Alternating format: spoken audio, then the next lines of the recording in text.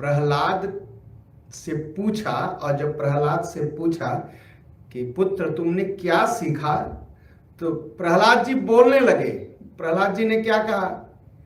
नवधा भक्ति सिखा दी। सिखाने लगे, बताने लगे कि देखो ऐसे पिताजी, ऐसे जो है भगवान की पूजा होती है, इस तरह भगवान की अर्चना होती है, इस तरह जो है भगवान की 9 प्रकार से भक्ति की जाती है। और जैसे ही उसने यह सुना, प्रहलाद जी जो गोद में बैठे थे उठा करके पटक दिया प्रहलाद जी को। और जब प्रहलाद जी को पटक दिया उठा करके, और राक्षसों से कहा जाओ इसको ले जाके मार दो, जाओ और इसे ले जाकर के मार दो। राक्षस क्या किए? राक्षसों ने अपने भाले लिए, त्रिशूल लिए और जाकर के प्रहलाद जी के शरीर में मारने लगे त्रिशूल से। बड़ा भयंकर कष्ट देना शुरू किया। और प्रहलाद जी क्या किया? प्रहलाद जी उस समय अपना ध्यान परमात्मा में लगा के बैठ गए। प्रहलाद जी अपना ध्यान एकदम परमात्मा में लगा के बैठे। और राक्षस लोग, दैत्य लोग, जहां भी प्रहलाद जी के कुछ शरीर में जहां कुछ मर्म स्थान होते हैं, जो कुछ कमजोर स्थान होते हैं, उसी पर मारने लगे, उसी पर मारने लगे। और प्रहलाद जी चुपचाप बस बैठ के ध्यान करने लगे। परे ब्रह्मण्य निर्देशे भगवत्यखिलात्मनि युक्ता तन्मय फला आसन्न पुण्यस्य एव सत्क्रिया। प्रहलाद जी चुपचाप अपने मन से, वाणी से एकदम चुप और ध्यान करने लगे। देखिए, जो भगवान के भक्त होते हैं ना, उनकी भगवान स्वयं रक्षा करते हैं। वो मारते थे राक्षस लोग प्रहलाद जी को त्रिशूल से, लेकिन प्रहलाद जी को कोई पीड़ा नहीं हो रही थी। जैसे स्पॉन्स में लोग मारते हैं ना, और फिर स्पॉन्स फिर उठ जाता है, बस प्रहलाद जी का शरीर एकदम वैसा हो गया। प्रहलाद जी को कोई पीड़ा नहीं, कोई पीड़ा नहीं। और जब प्रहलाद जी को मारते मारते राक्षस थक गए, तो हिरण्यकशिपु के पास आए। और जब आए तो देखते क्या है कि प्रहलाद जी को कोई पीड़ा नहीं। जब प्रहलाद जी को कोई पीड़ा नहीं हुई, तो प्रहलाद जी के पिताजी लगे सोचने, अब कौन सा उपाय किया जाए, अब क्या किया जाए। तो उसने तमाम तरह के उपाय प्रहलाद जी को मारने के लिए किए। देखिए, मनुष्य के अंदर जब अहंकार हो जाता है ना, धन का, काम का, और अपने को बहुत बड़ा मानने लगता है ना, तो अपने अहंकार की पूर्ति के लिए अपने परिवार को ही नष्ट कर देता है। मात्र अपने अहंकार की पूर्ति के लिए लोग अपने परिवार के, अपने बच्चों को नष्ट कर देते हैं, मार देते हैं, अहंकार की पूर्ति के लिए। अब उसके अहंकार को चोट लगी। जब चोट लगी तो कहा कि मेरी पूजा शुरू करेगा कि नहीं। प्रहलाद जी ने कहा मैं भगवान की पूजा करूंगा, भगवान की पूजा करूंगा। कहा भगवान की पूजा करेगा? कहा हाँ। कहा पागल हाथियों को बुलाओ और पागल हाथियों के पैर से इसको कुचलवा के मार डालो। पागल हाथी आए, प्रहलाद जी को देखा, और जैसे ही प्रहलाद जी को देखा, हाथी जो है प्रहलाद जी को प्रणाम करके बैठ गए।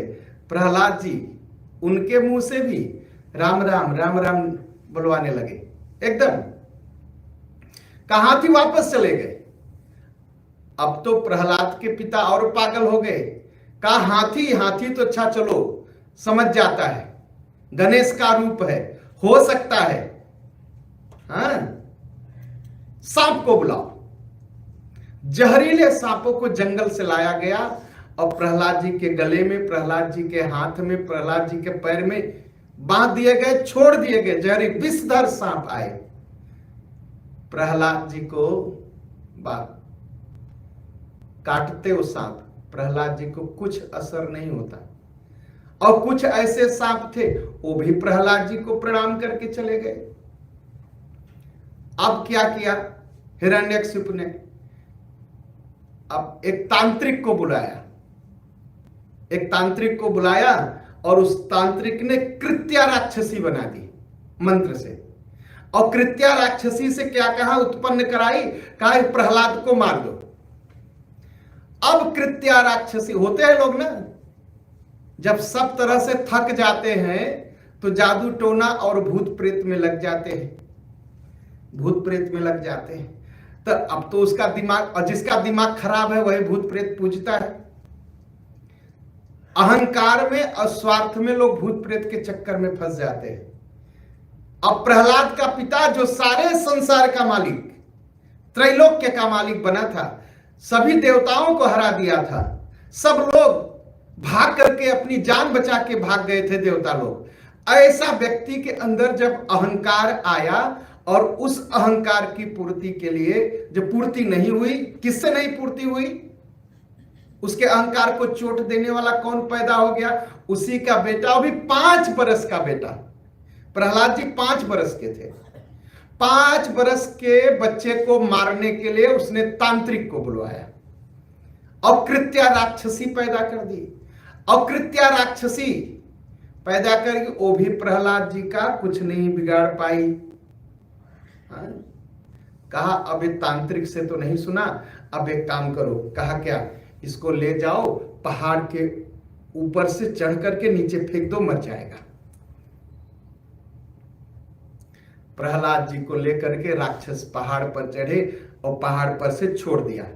प्रहलाद जी नीचे आए, प्रहलाद जी को लगा जैसे वो गोद में बैठे हो मां की, भगवान सहारा दे दिए। प्रहलाद जी को कुछ नहीं हुआ, एक खरोच तक नहीं आई, खरोच तक नहीं आई, चोट जरा से भी चोट नहीं आई। अच्छा, जब इस सब से थक गए तो उसको एक और तांत्रिक मिल गया। प्रहलाद के पिता को एक और तांत्रिक मिल गया, संबासुर मिल गया। कहा मैं तो इसको एकदम ऐसे मार दूंगा मंत्र से। अपनी माया का प्रयोग किया वो भी। देखिए, भूत प्रेत नहीं पूजना चाहिए। जो भूत करते हैं वो भूत बन जाते हैं एक दिन। जो ज्यादा भूत प्रेत पूजते हैं वो स्वयं भूत बन जाते हैं। इसलिए भूत को छोड़ के भगवान की पूजा करनी चाहिए। अब तो एकदम दूसरा तांत्रिक मिल गया, संबासुर भी आया, तमाम तरह की माया किया और तमाम तरह के प्रयोग, जादू टोना, भूत प्रेत प्रहलाद के ऊपर किए गए। प्रहलाद चुपचाप ओम नमो भगवते वासुदेवाय, ओम नमो भगवते वासुदेवाय, ओम नमो भगवते वासुदेवाय, बस प्रहलाद जी यही जपते रहे। सब मंत्र तंत्र भूत प्रेत सब भाग गया। भाव के साथ, श्रद्धा के साथ अगर भगवान का नाम लेंगे ना तो भूत प्रेत नहीं आएगा। अगर भूत प्रेत मंदिर के अंदर जहां भगवान है, जहां तुलसी का वृक्ष है, वेद शास्त्र रखे हैं, अगर वहां कोई कहता है उसके ऊपर भूत प्रेत आता है ना तो वहम है उसका, या तो ड्रामा है उसका। भूत प्रेत आ ही नहीं सकता।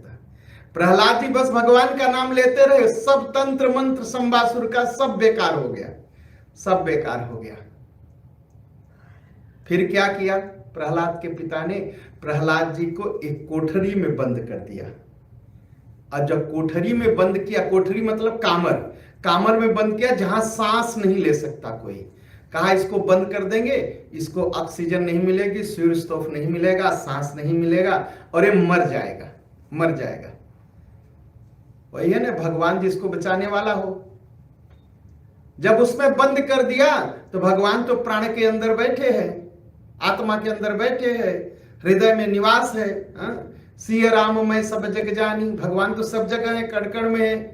भगवान वहीं से बैठ करके प्रहलाद जी की रक्षा किए। प्रहलाद जी उस काल कोठरी में बैठ के भगवान का ध्यान करते रहे।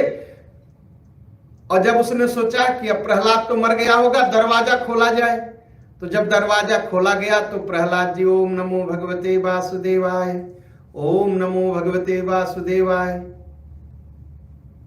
कीर्तन करते हुए सुनाई पड़े। कहा अच्छा चलो, ये बहुत दिन कोठरी में बंद था, जिंदा तो बच गया, अब इसको भूख प्यास लगी होगी, इसको मिला करके भोजन दे दिया जाए। तो भोजन में विष जहर मिलाया गया और जहर मिला के प्रहलाद जी को दिया गया, और जब दिया गया प्रहलाद जी ने खा लिया, प्रहलाद जी को कुछ नहीं हुआ। जहर से भी अपने पुत्र को हिरण्याकशिप नहीं मार पाया। एक दिन क्या किया, प्रहलाद जी कहा तो नहीं मरा, तो एक काम करते हैं, इसको -5 तक हरा दे में, -50 डिग्री में डाल करके बर्फ के नीचे मार देते हैं, वहां ठंडा हो जाएगा एकदम।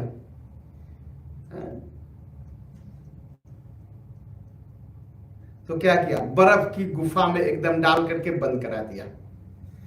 तो धधकती हुई, धधकती नहीं, एकदम ठंडी, धधकती ठंडी में प्रहलाद जी महीनों पड़े रहे, और निकाला गया तो प्रहलाद जी फिर ओम नमो भगवते वासुदेवाय कहते हुए निकले।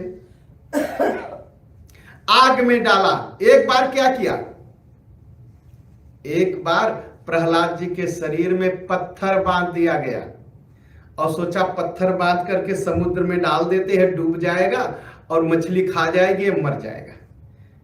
और जैसे ही समुद्र में डाला, प्रहलाद जी तो एकदम फूल की तरह समुद्र के ऊपर तैरने लगे, पत्थर भी तैरने लगा। जिसको भगवान चाह ले तो कोई मार पाएगा उसको? कोई नहीं मार पाएगा। प्रहलाद जी एकदम पानी पर तैरते रहे, डूबे ही नहीं, पत्थर भी नहीं डूबा, न पत्थर डूबा न प्रहलाद जी डूबे। एक बार क्या किया, कहा तो पानी से बच गया, पत्थर पहाड़ के ऊपर से फेंकने से बच गया, बर्फ की गुफा में बच गया, जहर से बच गया। प्रहलाद जी को एक बार लिटा दिया और एक बड़ा सा पहाड़ लाके प्रहलाद जी के ऊपर ऐसे रखवा दिया कि अब मर जाएगा ये पहाड़ के नीचे दब के। प्रहलाद जी उस पहाड़ के नीचे बैठे रहे। प्रहलाद जी को लगा कि उनकी पीठ पर कोई फूल रखा है। ओम नमो भगवते वासुदेवाय, ओम नमो भगवते वासुदेवाय जपते रहे। तो निष्पाप प्रहलाद जी का बाल भी बांका नहीं, एक बाल तक को टेढ़ा नहीं कर पाया। हिरण्याकश्यप कुछ नहीं कर पाया, कुछ नहीं कर पाया। अब उसे प्रहलाद को मारने की कोई उपाय नहीं सूझा। उसकी बहन आई होलिका। होलिका ने कहा मेरे पास एक चादर है और उसको मैं ओढ़ कर लेती हूं तो मुझे आग नहीं जला सकती। कहा मैं वो चादर ओढ़ लेती हूं और प्रहलाद को लेकर के गोद में बैठ जाती हूं, आप लोग लकड़ी सजाइए और उसमें आग लगा दीजिए, तो क्या होगा, प्रहलाद जल के मर जाएगा और मैं बच जाऊंगी। क्या हुआ, लकड़ी खूब सजाई गई। 5 बरस के बच्चे प्रहलाद को लेकर के होलिका बैठ गई। होलिका क्या करती थी, राक्षसी थी ना, तो ऐसे ही बच्चों को भूज भूज के खाती थी। वो एकदम राक्षसी वृत्ति थी, जहां भी कोई कोमल बच्चा मिल जाए उसको भूज करके खा जाती थी। तो वो भी सोची कि चलो प्रहलाद जी हैं, प्रहलाद मेरे भाई का बेटा है, आज इसको जलाने का सुख लेती हूं। राक्षसी आग खूब बढ़िया चिता सजाई गई, अग्नि सजाई गई और होलिका लेकर के प्रहलाद जी को गोद में चादर ओढ़ करके बैठ गई। और भगवान की कृपा ना, भगवान की ऐसी कृपा हुई, चले मरुत 49, इतना तेज हवा चली, जो चादर थी उड़ करके प्रहलाद के ऊपर गिर गई। प्रहलाद जी बच गए और होलिका जल करके राख हो गई। जब लोग गए शाम को देखने कि अब तो प्रहलाद जल गया होगा, तो देख रहे प्रहलाद जी चुपचाप अग्नि पर बैठे ओम नमो भगवते वासुदेव का जाप कर रहे हैं और होलिका जल करके राख हो गई, राख हो गई। अब वो घबरा गया, लगा सोचने अब क्या करूं। वो सोचता है कि मैंने इसको तो बहुत बुरा भला कहा, मार डालने की बहुत कोशिश किया, परंतु यह मरा नहीं। ये पता नहीं किसकी सहायता से बच जाता है। यह बच्चा होने पर भी बहुत समझदार है और मुझे देख के डरता नहीं। एकदम नहीं डरता। अवश्य ही यह किसी इसकी कोई सहायता करता है, इसकी कोई सहायता है।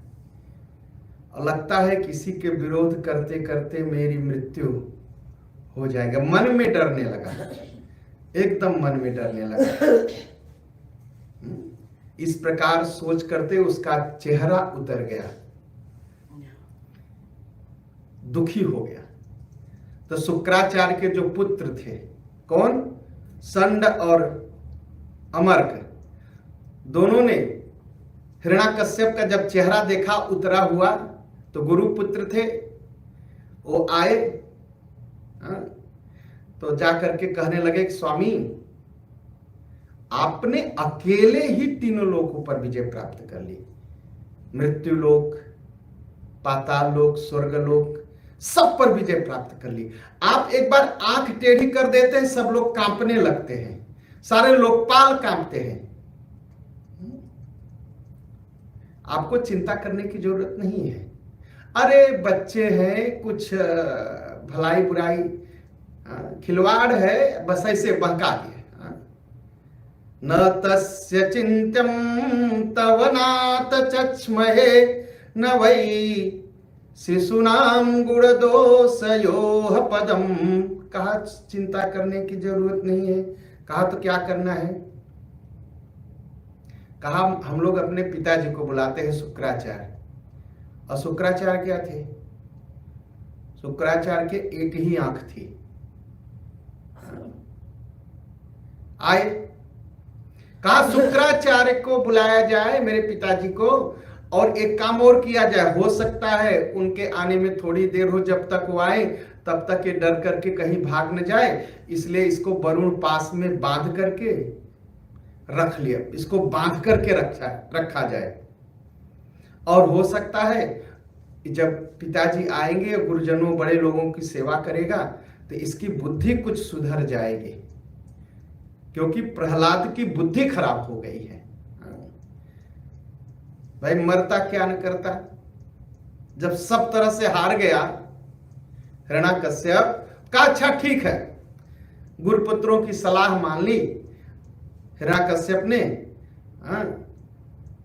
कहा धीरे धीरे इसको ऐसी शिक्षा दो कि यह इसकी बुद्धि बदले, यह विष्णु की उपासना छोड़ करके मेरी पूजा शुरू कर दे, मेरी पूजा शुरू कर दे। और दोनों लोग मिलकर के शिक्षा देने लगे। कैसी शिक्षा देने लगे? धर्म की शिक्षा देने लगे। धर्म की क्या शिक्षा देते थे? पिता कुछ भी कहे तुमको मानना ही मानना है, क्योंकि तुम पुत्र हो, पुत्र का धर्म तुम पालन करो। अब पिताजी को छोड़ करके किसी और की पूजा मत करो, ये विष्णु की पूजा छोड़ दो, यह अधर्म है, अपने पिता की पूजा करो। सोचो, ऐसे धर्म की शिक्षा देने लगे और अर्थ की शिक्षा देने लगे। पैसा ही सब कुछ है, पैसा कमाओ, खूब कमाओ, जैसा आजकल सिखाते लोग ना। लोग क्या सिखाते हैं? बाप का पैर नहीं छूना, क्यों पैर छूने? मां का पैर नहीं छूना, क्यों पैर छुए? गुरु का पैर नहीं छूना, क्यों पैर छुए? यही सारी बातें आजकल होती है ना। और स्कूल कॉलेजों में क्या सिखाया जाता है? बस पैसा कमाना, पैसा कमाना, पैसा कमाना।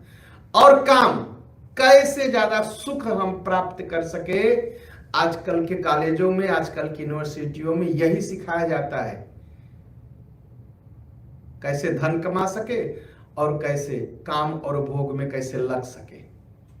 और यही तीनों की शिक्षा, धर्म, अर्थ और काम, ये तीन की शिक्षा जो है उसको उसके गुरुकुल में मिलने लगा। प्रहलाद जी को यही पढ़ाया जाता। प्रहलाद जी तो चुपचाप सुनते थे, लेकिन सुनते थे, बोलते नहीं थे। और देखिए, काम में भी राग द्वेष दुश्मनी अहंकार सब है, भोग में भी, अर्थ में भी होता है ना। ये विषय रस की जो बातें थी प्रहलाद जी को एकदम अच्छी नहीं लगती थी, एकदम अच्छी नहीं लगती थी प्रहलाद जी को। एक दिन गुरु जी लोग किसी काम से बाहर जाना था, और क्या हुआ, गुरुकुल में छुट्टी थी, अब कोई नहीं है, सभी गुरु जी लोग बाहर चले गए। और जब बाहर चले जाते हैं गुरुकुल से गुरु जी लोग, तो जो वहां पर विद्यार्थी हैं, तो जो शिक्षार्थी हैं, वो क्या करते हैं, अपने मन का करते हैं। तो वहां सभी राक्षस के बच्चे ही पढ़ते थे दैत्यों के। तो सबने सोचा आज तो गुरुजी नहीं है, आज हम लोग अपने मन का करेंगे। तो सभी लोग मिलके प्रहलाद जी के पास गए, कहा चलो चलो खेलने चलते हैं। प्रहलाद जी ने पूछा खेलने से क्या होगा? कहा बड़ा आनंद आएगा, बड़ा आनंद आएगा, हम लोग खेल खेलेंगे, आज हम लोग एकदम फ्री हैं, आजाद हैं। प्रहलाद जी ने कहा सुनो, बैठो तुम लोग, मैं सबसे अच्छे और आनंद और सुख की बात बताता हूं तुम लोगों को। और जो बच्चे थे, दैत्य के बच्चे थे, अभी माया उनको नहीं घेरी थी, क्योंकि अभी उम्र में छोटे रहते ना। जब बच्चे छोटे रहते हैं तो माया मोह में कम फंसे रहते हैं, काम और वासना की बातें नहीं जानते, इसलिए बुद्धि शुद्ध रहती। तो प्रहलाद जी की बात सुनकर के उनको बहुत अच्छा लगा, और प्रहलाद जी की बड़ी इज्जत भी करते थे। तो प्रहलाद जी से कहा बताओ क्या सुख का रास्ता है? तो प्रहलाद जी कहते हैं कौमार आचरेत प्राज्ञो धर्मान भागवतानिह दुर्लभम मानुषम जन्म तदप्य ध्रुवमर्थदम। प्रहलाद जी ने कहा मित्रों सुनो, इस संसार में मनुष्य का जन्म सबसे दुर्लभ है। मनुष्य का जन्म जल्दी नहीं मिलता। कितनी बार मिलता है? 8,4 मिलियन केर जब हम मरते हैं, जन्मते हैं, मरते हैं, जन्मते हैं, तब एक बार जाकर के मनुष्य का जन्म मिलता है, नहीं तो हम अपने कर्मों को भोगते हैं। 84 लाख योनियां हम भटकते हैं। कितना? 8,4 मिलियन केर भटकते, तब मनुष्य का जीवन मिलता है। और जो इतने मुश्किल से मिलता है तो उसको ऐसे थोड़ी जाने देना चाहिए। ये प्रहलाद जी सिखाते हैं बच्चों को। कहा जब मनुष्य की शरीर मिली तो मनुष्य की शरीर से ही भगवान की प्राप्ति हो सकती है। इस मनुष्य की शरीर से भगवान की प्राप्ति हो सकती है। और ये भी बात बताओ, मनुष्य की शरीर में कब अंत आ जाए नहीं कहा जा सकता। कोई 5 बरस में मर जाता है, कोई 15 बरस में मर जाता है, कोई 20 बरस में मर जाता है, कोई 50 बरस में मर जाता है, कोई 100 बरस तक भोगता रहता है। तो कुछ निश्चित नहीं है कब शरीर छूट जाए। तो इसलिए बुद्धिमान कौन है? बुद्धिमान पुरुष को क्या चाहिए, क्या सोचना चाहिए? जो बुढ़ापे का इंतजार न करे, जवानी में ही भगवान की भक्ति शुरू कर दे। लोग क्या कहते हैं? लोग कहते हैं ना, अरे बूढ़े हो जाएंगे तब फिर राम राम करेंगे, तब तो कोई काम ही नहीं रहेगा। पंडित जी बस जहां पेंशन मिली, जहां रिटायर हुए, बस मंदिर ही तो आना है। अरे भैया, हाथ गोड़ सीधे सीधे मजबूत है तब मंदिर नहीं पहुंच पा रहे। जब हाथ गोड़ चलने लायक नहीं रह जाएंगे तब क्या मंदिर पहुंचोगे? भक्ति जवानी में होती है, बुढ़ापे में नहीं। अब बुढ़ा जो हो जाता है सुगानत, फिर राम राम नहीं सीखता, वो बचपन में ही राम राम सीखता है। तो इसलिए जो लोग कहते हैं ना कि ये रिटायर हो जाएंगे तो मंदिर आएंगे, पेंशन हो जाएंगे तो मंदिर आएंगे, तो पंडित जी को भी धोखा दे रहे, भगवान को भी धोखा दे रहे और अपने आप को भी धोखा दे रहे। क्यों? क्योंकि बुढ़ापे में कुछ नहीं होता। तो क्या करना है? शरीर में जब ताकत है, जब जवानी है, तभी भगवान की भक्ति शुरू कर दीजिए। तब प्रहलाद जी कहते हैं बुद्धिमान पुरुष वो है जो जवानी में ही भगवान की भक्ति शुरू करता है, बुढ़ापे का इंतजार नहीं करता। बचपन में ही भगवान की भक्ति का अनुष्ठान शुरू कर देना चाहिए।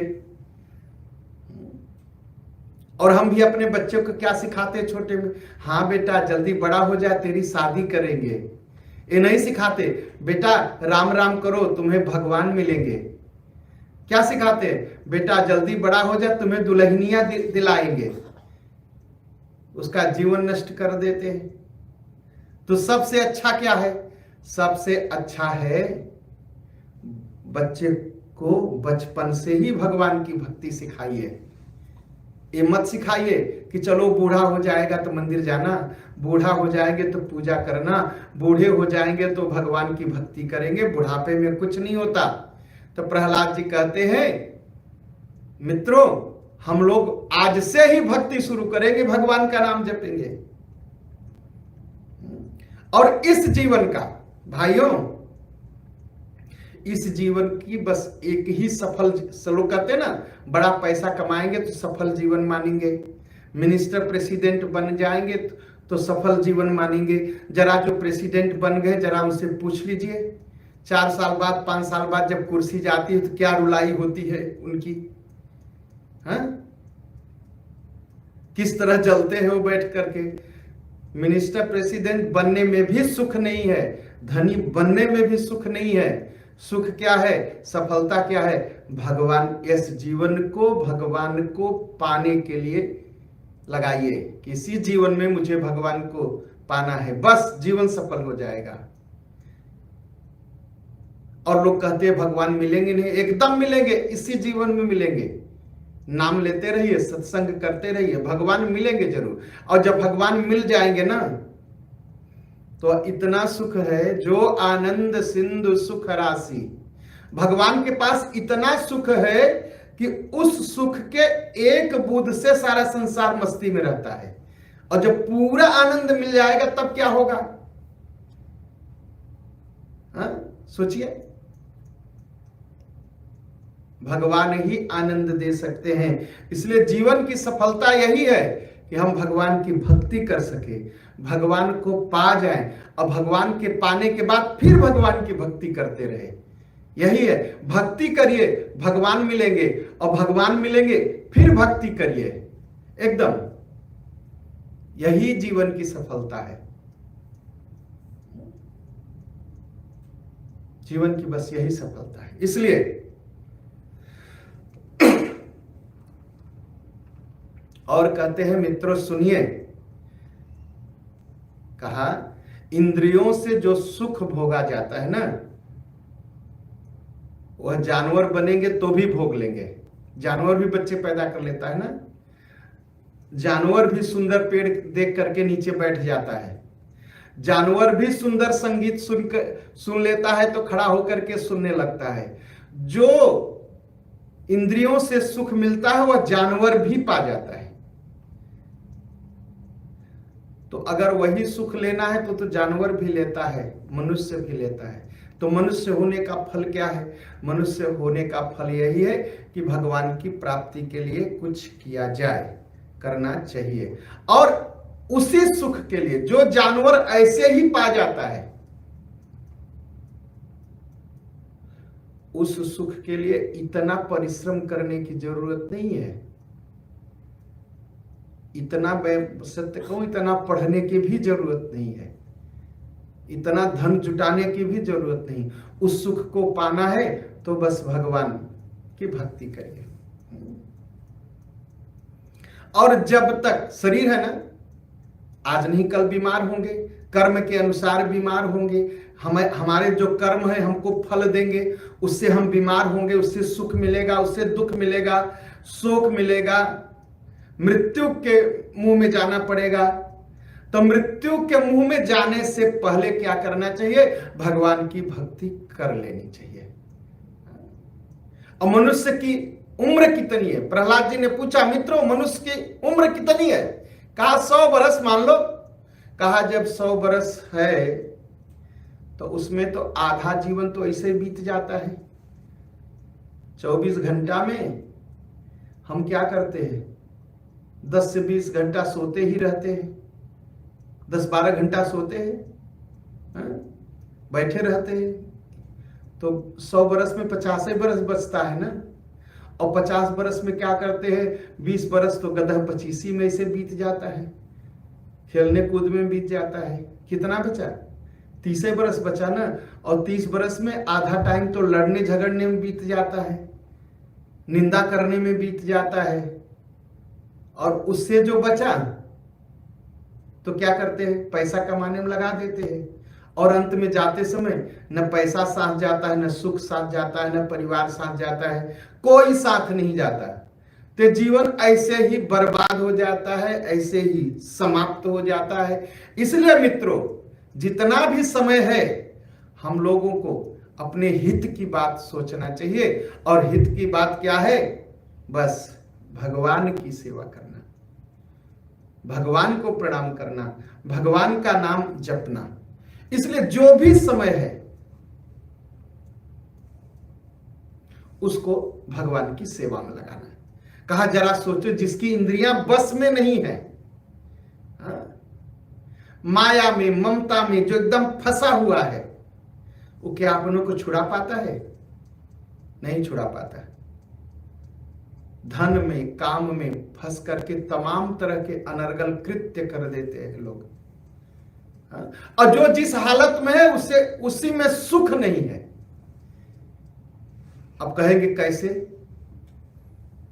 कहा जिसके पास धन हो जाता है ना, तो धन उसे सुख नहीं देता, तो क्या सोचता है, सुंदर पत्नी हो जाए, क्योंकि धन नहीं सुख दिया, तो उस धन के बहाने उस सुंदर पत्नी खोजता है या पति खोजती है। और जब सुंदर पत्नी या पति मिल जाता है तो वो सोचता है कि नहीं, ये तो नहीं ठीक है, दूसरा वाला ठीक है। तो न तो धन का सुख, धन मिलने पर सुख मिला, न सुंदर पति या पत्नी सुख मिलने में सुख मिला। बस हम सुख के लिए जगह चेंज करते रह गए, कभी धन में, कभी शारीरिक संबंध में, कभी फकांसी में, कभी घूमने में। सुख मिलता नहीं, मिलता नहीं। अगर घूमने से सुख मिलता तो चिड़िया बहुत घूमती है, सुख नहीं मिलता, कभी इधर कभी उधर, कभी वहां भटकती रहती है। और धन का सुख लोग कैसे सोचते हैं? धन के सुख के लिए अपने जान की बाजी लगा देते, दूसरे की हत्या कर देते,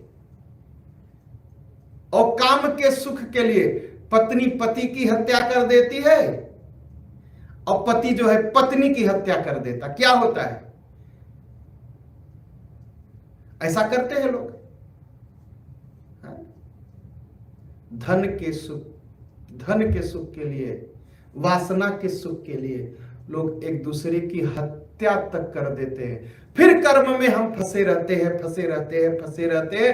अंत में क्या होता है? इसी लक्ष्य 84 में भटकते रह जाते हैं। जीवन में न भगवान मिल पाते हैं, न भोग का सुख मिल पाता है। मिलता क्या है? घोर नरक मिलता है। तो कहते हैं प्रहलाद जी, मित्रों एक काम करना चाहिए इस जीवन में। कहा क्या? कहा भगवान की भक्ति करिए, भगवान की भक्ति करिए। और जो भगवान की भक्ति करता है उसे भगवान मिल जाते हैं, और उसे ही आनंद और सुख की प्राप्ति करते मिलता। इसलिए कहते हैं तस्माद सर्वेषु भूतेषु दया कुरुत सौहृदम आसुरम भाव मुनुमुच्य यया तुष्यत्यधोच्छजः। इसलिए तुम लोग एक काम करो, तुम अपने दैत्यों की जो आदत है, राक्षसों की जो आदत है, जो आसुरी संपत्ति है, उसे छोड़ दो। क्या करो? संसार के समस्त प्राणियों पर दया करो, उनसे प्रेम करो, और भगवान इसी से प्रसन्न होते हैं। हम क्या करते हैं? हम अपने स्वार्थ में संसार के प्राणियों से दुश्मनी कर लेते हैं, और दिखावा हम भक्ति का करते हैं। यही आसुरी वृत्ति है, यही आसुरी संपत्ति है। बाहर से तो हम बड़े दानी बनते हैं, लेकिन अंदर से हम दिखाने का प्रयास करते हैं कि देखिए हम बड़े दानी हैं। दान कैसे देना चाहिए? अगर दाहिना हाथ दान दे तो बाएं हाथ को नहीं जानना चाहिए, इसे कहते हैं दान। आसुरी संपत्ति क्या है? आसुरी संपत्ति है झूठ मूठ का माला लेकर के बैठना, और दूसरे की निंदा करते रहना, रामायण जी को लेके बैठना, राम कथा के बाद फिर से दूसरी की निंदा करते रहना, फिर भगवान की 1000 घंटे पूजा करना और दूसरे की निंदा करना और जलन करना, यह आसुरी वृत्ति है। धन के लिए, रुपया के लिए, वासना के लिए किसी को धोखा देना, बेईमानी करना, चोरी करना, लूट मारना, जान मारना, कहा यह आसुरी वृत्ति है। प्रहलाद जी ने कहा मित्रों, इस आसुरी वृत्ति को छोड़ करके एक काम करो। क्या? संसार की भलाई के में लगो, प्राणियों पर दया करो। अगर किसी से कुछ गलती हो जाए तो भी उसे सुधारने का प्रयास करो। गलतियां सबसे हो सकती है, संसार में कोई पूर्ण नहीं है, पूर्ण केवल भगवान है। उसे सुधारने की कोशिश करो। और सुधारे कैसे? प्रेम से भलाई करो, क्रोध से भलाई नहीं, प्रेम से उनकी भलाई करो। अगर किसी से गलती हो जाए तो उसे प्रेम से भलाई करो, उसको सुधारने की कोशिश करो, उसे भक्ति सिखाओ। जल्दी से क्रोध में मत हो और जल्दी से निंदा में मत जाओ। तो कहते हैं प्रहलाद जी मित्रों, इस आसुरी संपत्ति को छोड़ करके दैवी संपत्ति को ग्रहण करो और इससे भगवान प्रसन्न होंगे। दैवी संपत्ति है संसार के सभी लोगों से प्रेम करना। कोई खराब है, कोई बुरा है, तो क्या लेना देना है आपसे? उसको भगवान ने बनाया है और जैसा जिसको भगवान ने बनाया उसको वैसे ही रहने दो। आप क्यों कोशिश कर रहे हैं कि वो बदल जाए? अरे उसे भक्ति सिखाने की कोशिश करो। हाँ? तो क्या करना चाहिए? तो प्रहलाद जी कहते हैं तुष्टे च तत्र किमलभ्यमंतमयाद्ये। प्रहलाद जी कहते हैं आदि नारायण भगवान, अनंत भगवान जब प्रसन्न हो जाते हैं, ऐसी कौन सी वस्तु है जो नहीं मिल सकती? अगर भगवान प्रसन्न हो गए, तुष्टे च तत्र, अगर वो प्रसन्न हो गए तो कुछ भी मिल जाएगा। लोक परलोक में जो कुछ है सब मिल जाएगा। और जब हम भगवान के चरणामृत सेवन करते हैं, चरणामृत क्या है? लोग तो बड़ा विरोध करते हैं ना, कभी कभी ज्ञानी लोग आ जाते हैं, हाँ भगवान का चरणामृत नहीं पीता मैं।